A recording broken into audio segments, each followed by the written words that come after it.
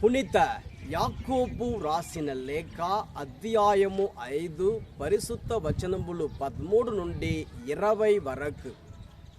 మీలో ఎవడైనా కష్టంలో ఉన్నాడా అయినచో అతడు ప్రార్థింపవలెను. ఎవడైనా సౌఖ్యముగా ఉన్నాడా ఉన్నచో అతడు స్తుతింపవలెను. మీలో ఎవడైనా వ్యాధిగ్రస్తుడా అయినచో అతడు సంఘపు పెద్దలను పిలువవలెను. వారు అతని కొరకు ప్రార్థింతురు. ప్రభువు నామమున వానిపై తైలమును పూయుదురు. విశ్వాసముతో చేసిన ఈ ప్రార్థన ఆ వ్యాధిగ్రస్తుని రక్షించును. ప్రభువు వానిని ఆరోగ్యవంతుని చేయును. వాని పాపములు క్షమింపబడును. కాబట్టి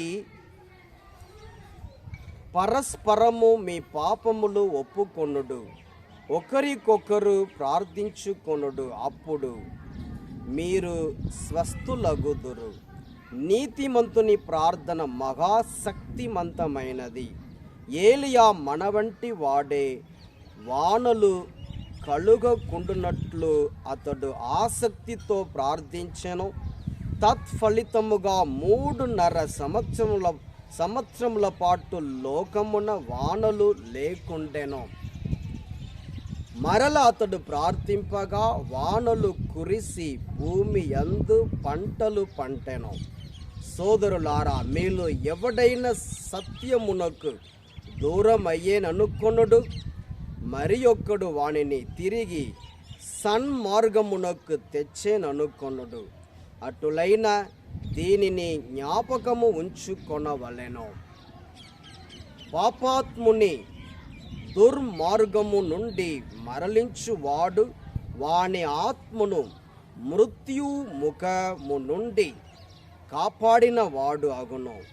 వాని అనేక పాపములను క్షమింప చేసినవాడు అగును. ఇది ప్రభువు వాక్కు. సర్వేశ్వరునికి వందనములు. మార్కు సువార్త అధ్యాయము 10 పరిశుద్ధ వచనములు 13 నుండి 16 వరకు. అయ్యో కొరాజీనుపురమా, నీకు అనర్థము!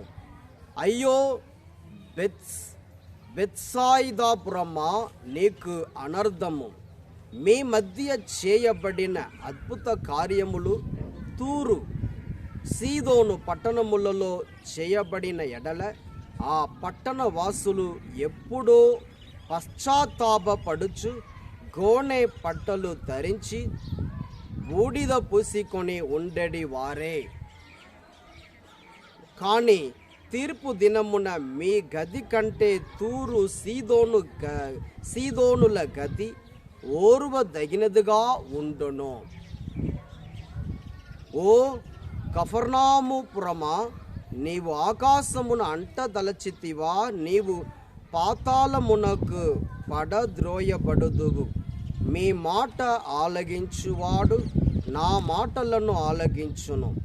మిమ్ము నిరాకరించువాడు నన్నును నిరాకరించును. నన్ను నిరాకరించువాడు నన్ను పంపిన వారిని నిరాకరించును అని పలికెను. ఇది క్రీస్తు సువిశేషము. క్రీస్తువా మీకు స్తుతి కలుగును గాక.